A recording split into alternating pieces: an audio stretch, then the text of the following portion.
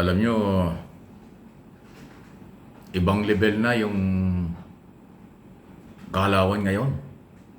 Di ko alam kung ito ay dahil sa malapit ng eleksyon, yung midterm election, kailangan ng 12 senador na ating ihahalal, o napapanahon lang dahil nga sa ang dating Pangulong Duterte ay wala ng immunity, tapos na nga po yung term niya, at naglalabasan po itong mga posibleng kaso at kasalukuyang kasong kinakaharap.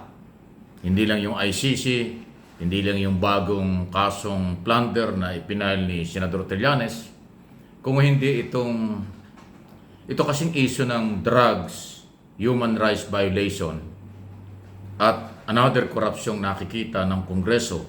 Dahil kasi yung mga komite ho ng Kongreso ay tuloy-tuloy ang investigasyon, at alam naman natin na ang kanilang authority o power ay magrekomenda na mga posibleng kaso na maaaring lumalabag sa mga kasalukuyang batas or gumawa ng mga bagong batas tungkol sa in aid of legislation. Kasi ganito, yung Committee on Appropriation nagsimula na silipin yung ginastos na nakaraang gobyerno sa COVID-19. Di ba? At may pagdududa ang congressman at kongreso kung tama ba o mali ang paggamit. Ito yung nakaraan lang na budget na pinag-uusapan. Pagdating po ng August, September hanggang December na, babalang kasi na po yung proposed budget for 2025. At siyempre, yan naman ay normal lang, bago aproba ng budget, ay tinatanong kung saan ginamit yung nakaraang budget at saan gagamitin ang susunod na budget. At definitely, mahuhukay, sisilipin yung budget ng lahat ng department, lalo na ang Department of Health. So isa yan. Sa sinimula na ni Congressman Kimbo ng Marikina bilang Senior Vice Chairman ng Committee on Appropriation, may problema dyan ang nakaraang gobyerno dahil si Duque naipit dyan na hindi may paliwanag kung saan ginamit yung pera, at siyempre kasama yan sa tatalakayin. Sunod, itong Committee on Dangerous Drug ni Congressman Robert Barbers, nag-warning na siya na isusupena at kung hindi pa darating ay warrant of arrest ang kanilang ilalabas laban sa mga dating opisyal, policeman, or Malacanang official under Duterte administration kung hindi makikipag-coordinate sa kanila. Especially yung Michael Yang na dating economic advisor ni Duterte, na isa yan sa mga hinahanap ng komite na hindi dumating, ilang hearing na. Mukhang sagad na ang Kongreso, baka warrant of arrest na talaga ang ilabas nila. Marami dahilan, sa abroad, busy raw, kung ano-ano. Pero halatang iniiwasan ng Kongreso. Hindi naman papayag ang Kongreso dyan. Committee on Human Rights ni Congressman Benny Abante, na ilang beses na rin natin nabanggit, seryoso rin sila. At nagparating na nga sila ng kaalaman sa kampo ni Senador Bato de la Rosa at ni dating Pangulong Duterte na humarap sa public hearing.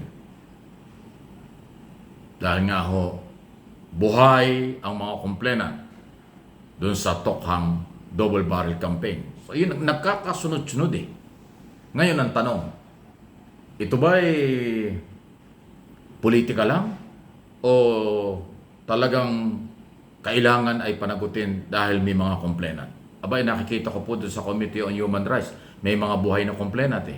Asawa, anak, kapamilya ng mga naging biktima ng human rights, extrajudicial killing. Lehitimo yun. Delikado yan. Sa drugs, abay, hindi humalinaw. Pagka pinagtaguan mo ang komite, baka ang dating sa kanya congressman, guilty kayo. Abay, mahirap yan.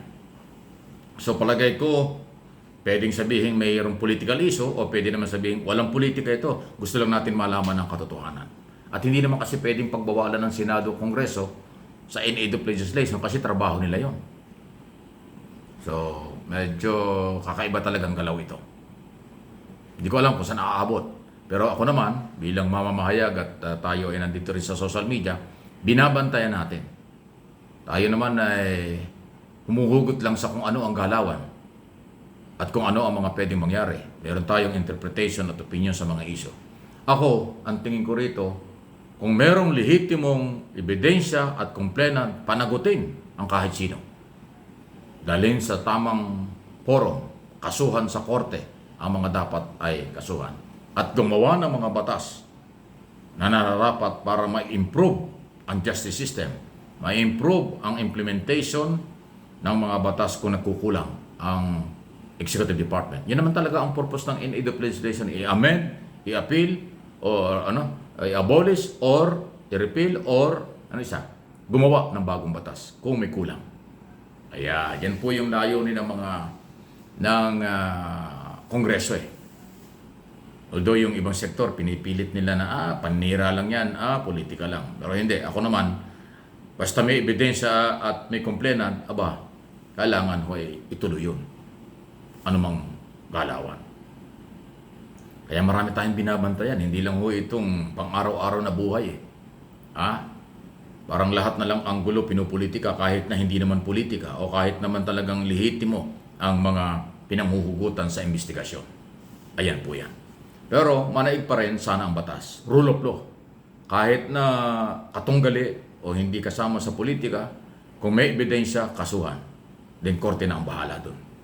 Kasi may due process naman eh. Pero hindi pwedeng ibaliwala, magtakutan, magtago sa batas, magtago sa kailang karapatan, pero hindi hula. May limitasyon kasi. Yun po yan eh.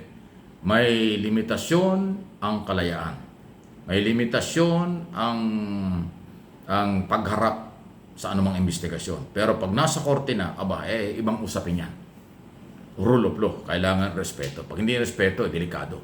Hindi naman pwedeng takasan ng mga pananagutan, lalo na kung merong lehitimong complainant or ebidensya. Yan po yun. Huwag nating angguluhan o huwag sabihin na puro harassment lang yan. Hindi. Meron hong dapat na maliwanagan at mabigyan ng hustisya. Kasi anumang kaso, pag may biktima, may karapatan ang biktima maghanap ng katarungan. Yun namang akusado, may karapatan ding ipagtanggol ang sarili para naman magkaroon din ng hustisya. Ganun lahat yan eh. Kaya nga, justice for all. Yun po. Hindi pwedeng ang complainant mananatiling habang buhay complainant lang at hindi nabibigyan ng katarungan. Hindi naman ganon. Ang akusado, kailangan humarap. Hindi pwedeng tumago, magtago, or daanin sa init ng ulo o daanin sa politika. Hindi eh. Hindi po ganon. So, ang demokrasya sa isang bansang katulad natin ay mahalaga. Pero yan po ay merong langang mga dapat na harapin at pananagutan. Okay? Basta tuloy lang ang buhay. Ano man ang ginagawa nyo, ano man ang pinagkakabalahan nyo, sige lang. Yung mga isyong pambayan, isyong national, isyong kabuhayan, seguridad, at lahat-lahat, West Philippine Sea, ekonomiya, security, ay huwag naman nating babayaan yan. Tulungan natin ang ating gobyerno, tulungan natin ang ating sarili, tulungan natin ang ating Pangulo, dahil ang tagumpay niya, tagumpay ng lahat. Okay? Yung mga mapanira o maintriga, mga fake news, huwag na nating pansinin yan. Kasi ginawa na nilang hanap buhay yan eh. Hindi naman makakatulong yan. Hindi may bibigay ang hustisya kung fake news. Hindi may bibigay ang hustisya kung paninira. Ang katarungan at pagbibigay ng hustisya ay sa tamang proseso.